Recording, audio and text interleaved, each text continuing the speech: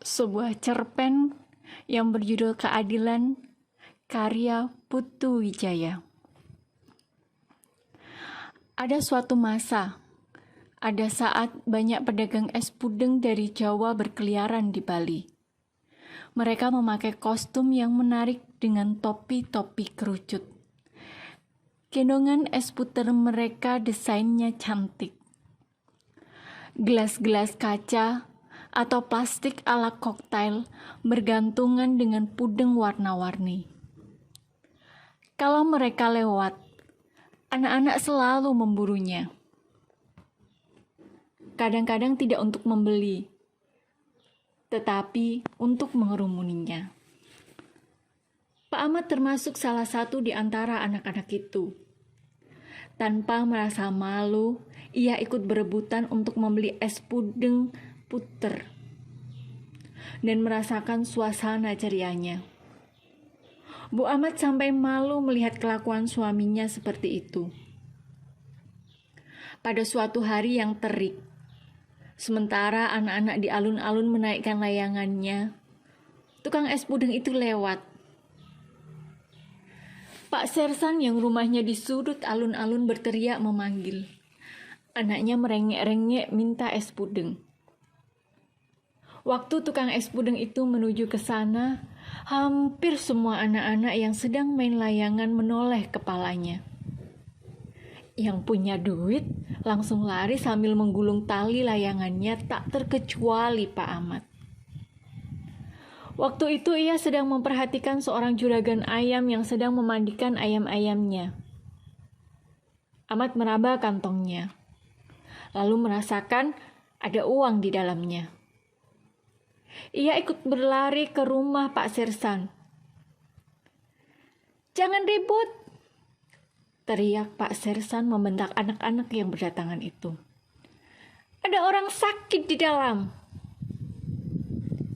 "Sabar, sabar," kata tukang es puding.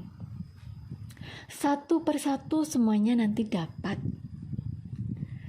Aku dulu, kata anak-anak sambil mengacungkan uangnya.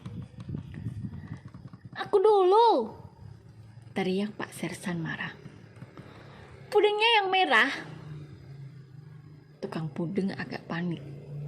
Ia mengambil puding berwarna oranye. "Merah!" teriak Pak Sersan. Tukang puding itu tambah gugup dan menyerahkan puding oranye.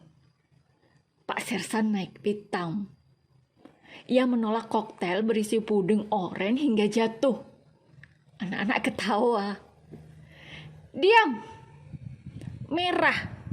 Kamu tahu nggak merah itu apa? Ini merah! Merah seperti matamu." Anak-anak tertawa lagi. Tukang es meraih satu gelas koktail lagi, tetapi sekali lagi ia salah. Ternyata ia meraih puding yang berwarna hijau. Pak Sersan berteriak sekali lagi, "Merah!" Lalu ia mengambil koktail warna merah. Tukang es tampak ketakutan, ingin cepat-cepat menuangkan es ke atas koktail itu. Pak Sersan langsung menyambarnya dan masuk ke dalam rumah. Anak-anak kemudian menyerbu tukang es puding sambil mengacungkan uang, minta diladeni terlebih dahulu. Pak Ahmad pun tidak mau ketinggalan. Ia meraih salah satu koktail dan mendorongkannya ke tukang es puter.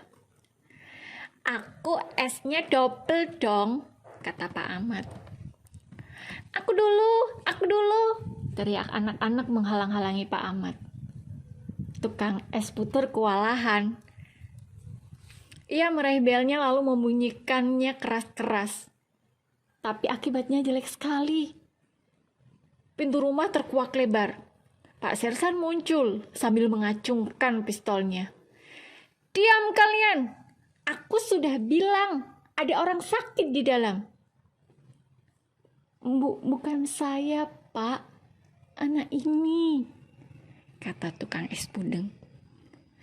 "Tapi kamu gara-garanya," teriak Pak Sersan tidak mau dibantah. "Bukan saya, Pak." Tiba-tiba Pak Sersan meletuskan pistolnya. Semua mendadak diam. Anak-anak ketakutan. Tukang es pudeng pucat pasi. Pak Ahmad mencoba menetralisasi keadaan sebelum menjadi runyam. Lalu ia memberanikan diri berbicara. Pak Sersan, maaf, itu salah saya. Anak-anak itu protes karena saya minta didahulukan. Saya minta maaf. Saya yang salah. Pak Sersan menggeleng dan menodongkan senjatanya ke tukang es itu. Tidak, dia ini yang salah. Kalau dia tidak bawa es pudengnya keluar masuk kampung kita, anak-anak tidak akan punya kebiasaan beli es sampai sakit-sakit seperti anakku. Yang walaupun sudah sakit, masih teriak-teriak minta es kalau terdengar kelenengannya lewat. Dan dia tahu sekali itu. Minggat! Sebelum aku tembak kamu, aku sudah banyak menyingkirkan Portugis di tim-tim. Nambah satu lagi tidak apa. Minggat! Pak Sersan lalu menutup pintu dan mengujinya tanpa membayar es yang dibelinya. Tukang es itu pucat pasi, mukanya tak berdarah. Pak Ahmad menunggu beberapa lama, kemudian berbisik. Bapak baiknya pergi sebelum Pak Sersan keluar lagi. Tukang es itu terkejut, seperti mendadak siuman. Ia memandangi Pak Ahmad lalu berkata, Bapak yang beli es kemarin yang dekat lapangan? Iya. Mana gelasnya? Bapak belum kembalikan. Itu harganya 50.000 satu gelas. Itu gelas kristal. Pak Ahmad terkejut, bengong. Tukang es mendekat dan menadahkan tangannya. Ayo bayar. Pak Ahmad merasa itu tidak lucu lagi. Ia merasa telah menyelamatkan nyawa orang itu, tapi orang itu malah menuntut. Pak Ahmad lalu melangkah, tapi orang itu tiba-tiba menyerang. Pak Ahmad masih sempat mengelak meskipun tangannya terluka. Bayar! Pak Ahmad merasa sanggup menghajar orang itu meskipun usianya lebih tua. Semangat mati dalam pertempuran melawan penjajah tiba-tiba bangkit lagi. Tapi rasanya itu tidak sepadan dan tidak gaya untuk berhadapan dengan tuntutan keadilan hanya karena gara-gara tukang es yang kacau itu.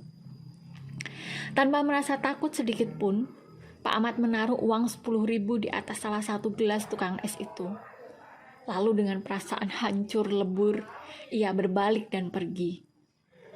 Siap menghajar kalau tukang es itu mencoba menyerangnya. Tetapi tidak. Sambil menahan air mata, Pak Ahmad berjalan pulang. Belum sampai 1 abad merdeka, citra anak bangsa terhadap keadilan sudah sangat berbeda-beda. Apa yang sedang terjadi dengan bangsaku ini? Bisik Pak Ahmad.